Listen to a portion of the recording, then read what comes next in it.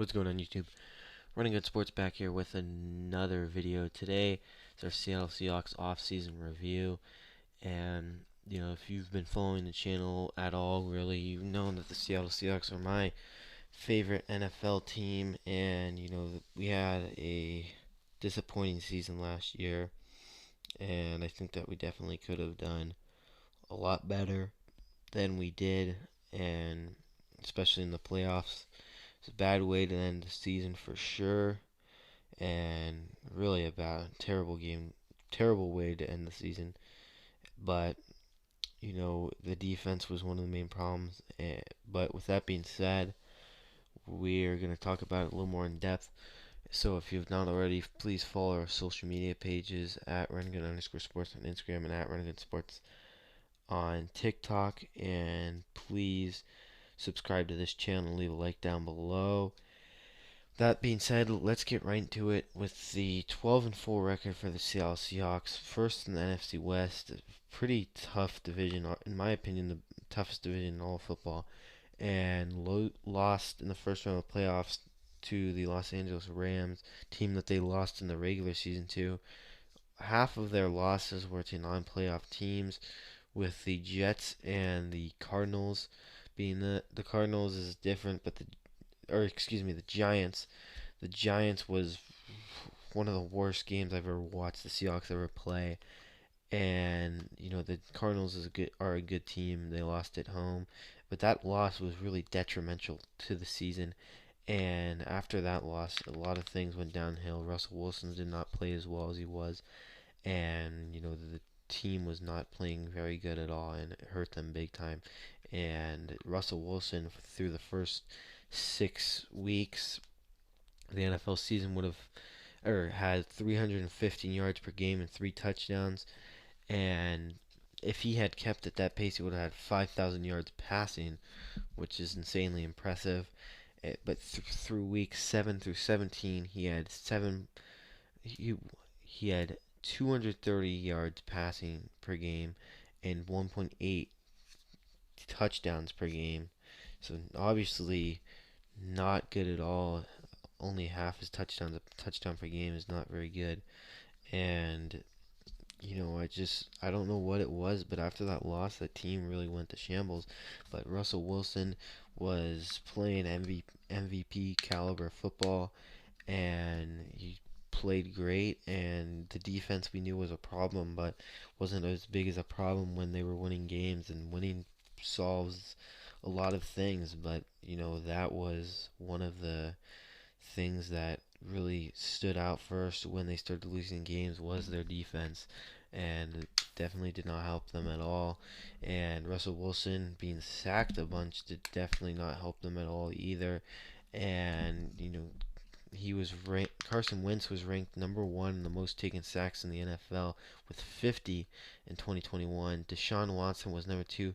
Russell Wilson was number three, and that's just a red flag already to have your quarterback, MVP caliber quarterback, in the top three for sacks in the NFL.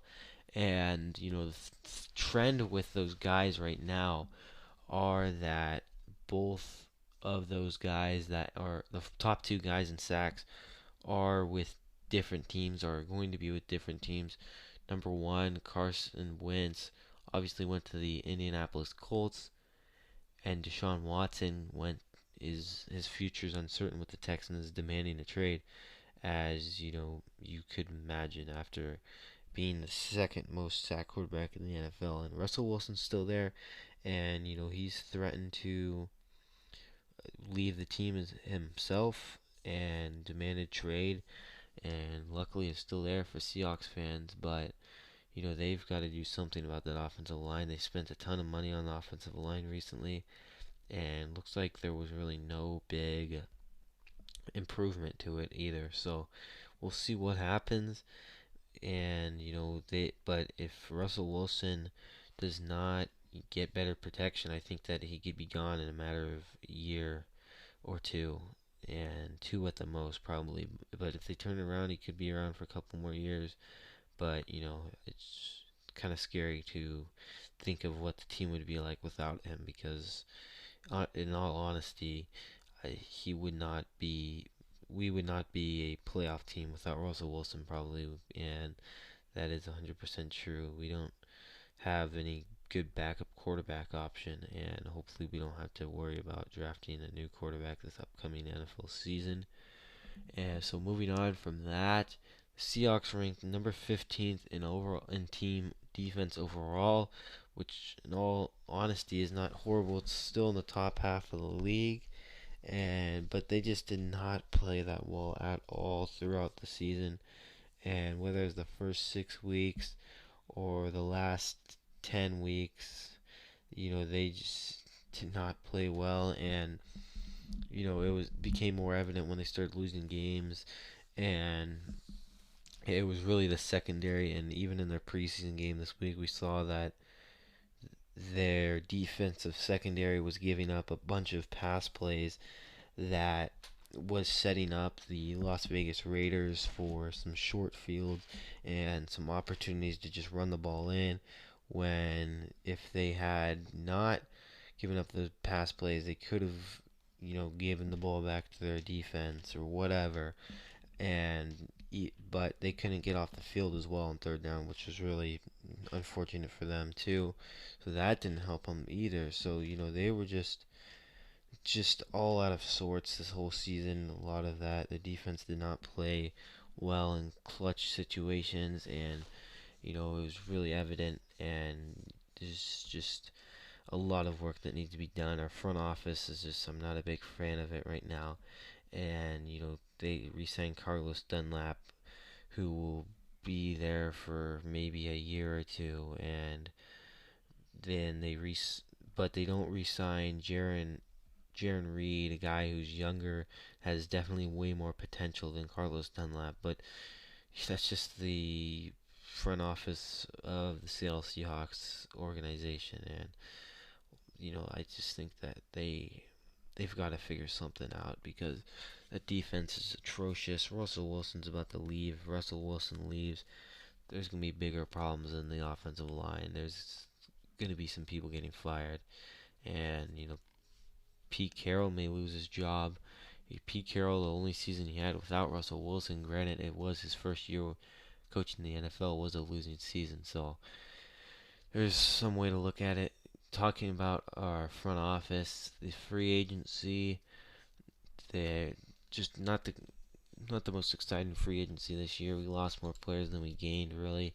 Our only big pickup was Gerald Everett, tight end from Los Angeles Rams, and our losses in the free agency, we lost Jaron Reed, defensive tackle, to the Kansas City Chiefs, Carlos Hyde, running back, to the Jacksonville Jaguars, and David Moore, wide receiver, to the Panthers, and Shaquem Griffin, cornerback, to the Jaguars.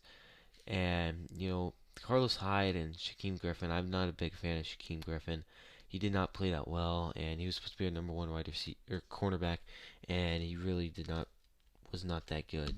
And so losing him is one thing.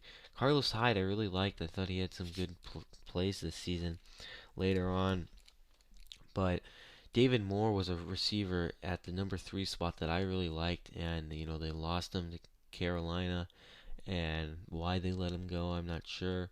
And then Jaron Reed, this is the one that makes me the most upset with the front office, and I just can't imagine why they let him go to the Chiefs, where most likely he's probably going to win a Super Bowl with that team. They're just that good that Jaron Reed's going to probably win a Super Bowl, and but he definitely has the talent to help that team out in a huge way, and I'm kind of excited to see how they use him in Kansas City, and it'll be a lot of fun to see. He didn't have the greatest year this year, but I think that he'll definitely have better years coming up. So moving on to our 2021 projection, the the Seattle Seahawks, I think will go 12-5, and they have a tough division to play in, and in this division they could literally lose 8 games in the division, and that would be losing every single game in the division, which I don't think will happen, but it's just that that's possible. So that will wrap it up for today's video. If you guys have not already, please leave a like down below, subscribe, and share this with your friends. Thank you guys so much for watching.